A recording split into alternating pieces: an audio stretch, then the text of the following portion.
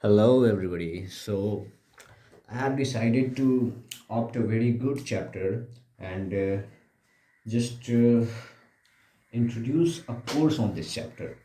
So, the name of the chapter is System of Particles and Rotational Motion, and it's very important chapter if you are preparing for JEE or NEET, and if you are in class 11th. It has a very good weightage and it's very important. People has made a hype about this chapter that it's a very difficult chapter. It's the most difficult chapter in class 11, but it is not like that. If you're getting the concept in a very good way, if you're getting the concept in a real way that you are feeling the concepts, then you are going to get this chapter very easily. So I have thought that I should upload a whole course of this chapter on my channel. So I will begin with very small lectures that you can get the concepts very easily. So I will start this chapter with an introductory lecture, which will be related with the basics and introduction of rotational motion and the system of particles. So let's begin this introductory lecture, then we will upload more lectures, and I have thought that I would try to upload at least 4 to 5 lectures in a week so that we could cover this chapter very fast and very well and very organized way. So let's begin this chapter. So the first thing first is system of particles and rotational motion. So what is system of particles? Why do we take system of particles? We know that point object, and we know about point object and extended objects. Point object is basically an object which has a single particle. If you are considering a motion of a single particle, then it's very easily to know the kinematics and the dynamics, and to study the motion of that particle, which is the mechanics of the particle. But if a body is extended body, that means it has not a single point particle, it has not a single point object, but it is made with a lot of particles. That means it is constituted by a lot of point objects, a lot of particles. So it is basically system of particles. So we can say that an extended body is not a single particle, but it is a system of particle. And we are interested in knowing the motion of these extended bodies or the system of particles. To make the mechanics of the system of particles easy, or to make the mechanics of the extended body easy, we have got a consideration, and the consideration is to consider them as rigid bodies. That means if you would consider the extended bodies as rigid bodies, then half of the problem is solved this way. And you will just enter into the another domain, and you will learn very easy things that would make the study of motion very easy. So just keep feeling the concepts and go with the flow. So what is rigid body? As I have told you that we need to consider an extended body as a rigid body, and it will solve your half of the problem. So what is a rigid body? तो पहले एक बात बता दूं, that means the first thing first I am going to tell you is that ideally no body is a rigid body. कोई body rigid body है ही नहीं. बट हम यहाँ पर आइडियल केस केस कंसीडर कर रहे हैं, आइडियल सिनेरियो कंसीडर कर रहे हैं, क्योंकि हमें चीज़ों को ईजिली पढ़ना है, ईजिली समझना है और इसकी मैकेनिक्स को ईजी बनाना है. तो देखते हैं. तो आइडियली अगर आप इसके डेफिनेशन की बात करोगे, तो कोई रिजिड बॉडी क्या होता है? एक ऐसा बॉडी जो डिफॉर्म नहीं होता है. डिफॉर्म होने का मतलब, अगर आप उस पर फोर्स लगा रहे हो तो उसके शेप में चेंज नहीं आ रहा है. That means its shape is very unchanging and definite. That means if you are applying force on this object, it's not going to change its shape. The shape of this object will remain unchanged under any external influence. Then it's a rigid body. Fine. But actual में इसमें थोड़ा सा step तो change आ ही रहा होगा. अगर मैं इस पर एक्सटर्नल इन्फ्लुएंस लगा रहा हूँ, थोड़ा ना थोड़ा आ रहा हो. बट ये क्या है? ऑलमोस्ट नेग्लिजिबल है ना. ऑलमोस्ट क्या है? नेग्लिजिबल है. तो हम मान सकते हैं कि ये रिजिड बॉडी है. रियल सिनेरियोज में भी अगर आप फोर्सेस लगा रहे हो, और वो फोर्सेस लगाने के कारण, जो अभी आप एक्सटर्नल इन्फ्लुएंस लगा रहे हो, उसके कारण आपके बॉडी में जो डिफॉर्मेशन आ रहा है वो अगर नेग्लिजिबल हो रहा है, then we can consider it as rigid body. अब हम दूसरे प्रिसाइज वे में बात करें कि रिजिड बॉडी को हम लोग कैसे एकदम प्रॉपर वे में डिफाइन कर सकते हैं, तो उसके लिए हम कह सकते हैं कि पहली बात तो ये कि एक्सटेंडेड बॉडी है तो उसमें ढेर सारे पार्टिकल्स होंगे जगह जगह जगह जगह। और अगर आप इस पे एक्सटर्नल इन्फ्लुएंस लगा रहे हो, किसी टाइप का फोर्स लगा रहे हो, तो इसके जो पार्टिकल्स हैं उनके बीच में जो डिस्टेंसेज हैं वो चेंज नहीं हो रहे हैं फोर्स लगाने के साथ, तो आप कह सकते हो कि this body is a rigid body. And it's a very good definition and it is going to work even in very higher classes. अगर आप हायर स्टडीज़ कर रहे हो, ग्रेजुएशन में चले गए, एमएससी में चले गए, फिर भी आपसे अगर कोई पूछता है कि रिजिड बॉडी क्या है, आप सॉलिड स्टेट पढ़ रहे हो, कंडेंस मैटर फिजिक्स पढ़ रहे हो, एंड समवन इज आस्किंग कि what is a rigid body, तो आप उसको ये डेफिनेशन बताओगे या फिर आप उसको इस वे में एक्सप्लेन करोगे, then he will be satisfied with this explanation. कि अगर आपका ये एक्सटेंडेड बॉडी है और इसमें ढेर सारे पार्टिकल्स हैं, that means it is a system of particles. तो अगर आप इस पे कोई एक्सटर्नल इन्फ्लुएंस लगा रहे हो, तो इसके जो पार्टिकल्स हैं जिससे ये बना हुआ है, कंस्टिट्यूट है, तो इसके जो कंस्टिट्यूएंट पार्टिकल्स हैं उनके बीच के डिस्टेंसेज अगर एक्सटर्नल इन्फ्लुएंस लगाने पे सेम रह जाए, यानी अनचेंज रह जाए, तो इसका शेप भी अनचेंज रह जाएगा। बात आ रही है, वहाँ से कनेक्टेड हो रही है।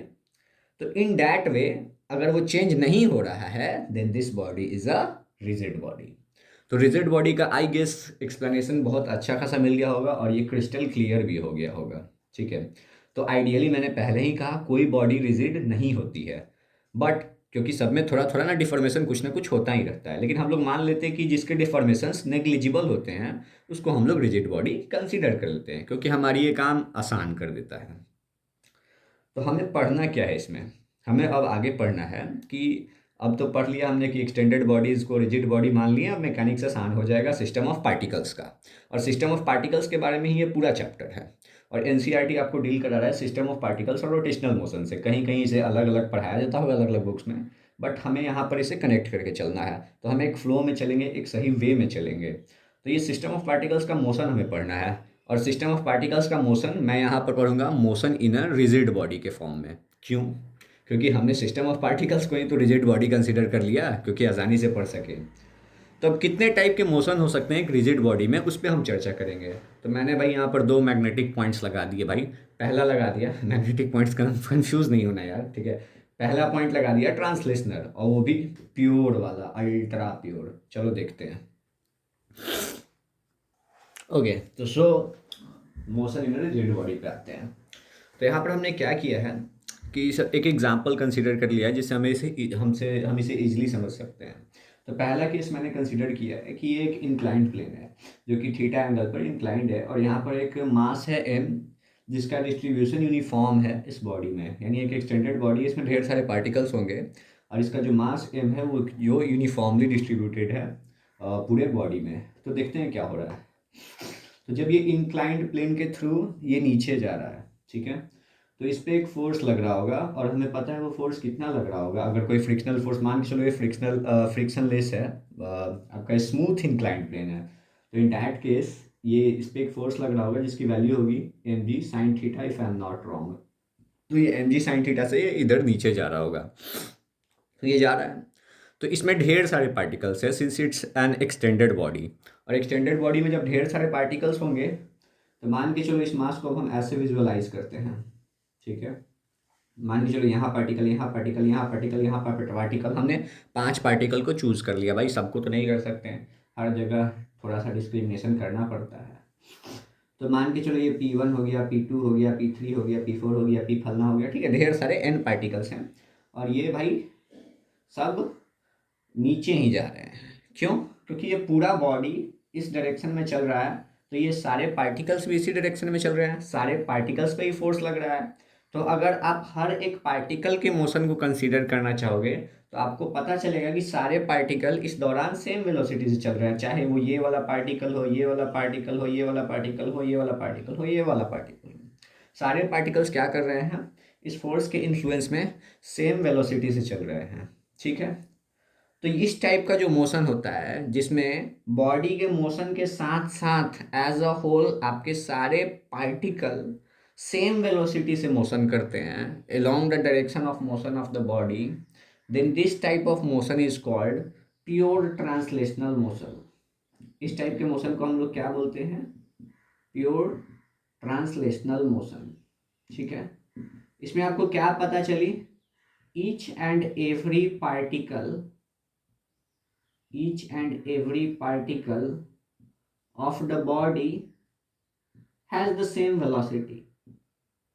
यानी सारे पार्टिकल्स जो इस एक्सटेंडेड बॉडी में हैं, दैट मीन्स इस सिस्टम ऑफ पार्टिकल में, इस सिस्टम में जितने पार्टिकल्स हैं उन सारे के सारे की जो वेलोसिटी है वो क्या है, सेम रहने वाली है इस सिनेरियो में। ठीक, अब दूसरा सिनेरियो हम कंसीडर करते हैं जो कि बड़ा ही क्रूशियल होने वाला है। यहाँ पर मैं एक रिजिड, क्या बोलता है, रिजिड ऐसे एक ब्लॉक लेके नहीं जा रहा हूँ जो कि आराम से इस पर स्लाइड करके नीचे आने वाला है। यहाँ पर जो है वो एक सिलिंड्रिकल बॉडी है, और सिलिंड्रिकल बॉडी ऐसे स्लाइड करके इंक्लाइंड प्लेन तो पे तो आएगी नहीं, ये क्या करेगी, roll roll roll roll roll, ये रोल करते करते नीचे आएगी, है ना। दैट मीन्स ये रोल कर रही है। तो अगर आप देखोगे तो भाई इस पार्टिकल्स में ही बहुत सारे, सॉरी इस बॉडी में भी ढेर सारे पार्टिकल्स हैं। जैसे कि मैंने दिखा रखा है, यहाँ पार्टिकल है जिसका नाम P1 है, यहाँ पार्टिकल जिसका नाम P2 है, फिर यहाँ पार्टिकल जिसका नाम P3 है। और सबके मोशन को अगर ध्यान से देखोगे तो P1 वाला पार्टिकल इस डायरेक्शन में जा रहा हुआ दिख रहा होगा, फिर P2 वाला पार्टिकल एक इंस्टेंट ऑफ टाइम पे इस डायरेक्शन में जाता हुआ दिख रहा होगा, फिर मैंने यहाँ पर एक पार्टिकल कंसीडर किया है, वो किस डायरेक्शन में जाता दिख रहा होगा, इस डायरेक्शन में जाता दिख रहा होगा। यानी व्हील मूव कर रहा है, जब ये सिलिंड्रिकल जो भी बॉडी है वो मूव कर रहा है, तो इस दौरान हो क्या रहा है कि अगर आप सारे पार्टिकल्स को ध्यान से देखोगे, सारे पार्टिकल्स के मोशन को इंडिविजुअली कंसीडर करोगे, तो आपको पता चलेगा कि बॉडी की जो डायरेक्शन है, बॉडी जिस वेलोसिटी से चल रहा है, यानी बॉडी जैसे चल रहा है, ठीक है, वो सारे पार्टिकल कंट्रीब्यूशन से इंडीड चल रहा है, बट सारे पार्टिकल को अगर आप इंडिविजुअली देखोगे तो सबकी वेलोसिटी अलग अलग है। वाई? क्योंकि उनके जो मूवमेंट का डायरेक्शन है वो हर इंस्टेंट ऑफ टाइम पे अलग अलग है। That means they have got different velocities. Each and every particle in this system has different velocity. तो बात ये आती है कि व्हील तो चल रहा है भाई, जो भी सिलिंड्रिकल बॉडी है वो चल रहा है, दैट मीन्स इस पूरे बॉडी में ट्रांसलेशनल मोशन हो रहा है, translation is indeed produced in this body, but there is something else as well. क्योंकि यहाँ ट्रांसलेशनल मोशन में जो प्योर ट्रांसलेशनल मोशन था उसमें आपने देखा कि सारे पार्टिकल की क्या थी, वेलोसिटी सेम थी, बट यहाँ पर हम देख रहे हैं कि सारे पार्टिकल की वेलोसिटी सेम नहीं है। यानी सारे पार्टिकल्स की वेलोसिटी अलग अलग है, बट आपका जो बॉडी है वो तो अच्छे से ट्रांसलेशन कर रहा है। That means this motion is translational motion plus there is something else as well. तो वो जो समथिंग एल्स पढ़ना है वही आपका होने वाला है। ओके, स्पॉइलर आ गया, कोई बात नहीं, ठीक है। तो ये समथिंग एल्स वाले चीज़ को अगर हमें अलग से पढ़ना है तो इस रोलिंग मोशन पे थोड़ी सी बंदिश लगानी होगी, थोड़े से रेस्ट्रिक्शंस लगाने होंगे, इस मोशन को थोड़ा कंस्ट्रेंड करना होगा। पता है, जब आप को कुछ खास चीज़ पे फोकस करना होता है तो आप क्या करते हो, बाकी चीज़ों को एलिमिनेट कर देते हो ताकि आप उस चीज़ पे फोकस कर सको। जैसे कि आजकल के ज़माने में क्या हो गया है कि आप एक पिक्चर क्लिक कर रहे हो, उसमें बहुत सारे लोग आ जा रहे हैं, तो उसमें एक एआई एडिट आता है कि बाकी जो लोग आपको पसंद नहीं है उसे हटा दो और जिस पे फोकस करना है उस पर फोकस करो।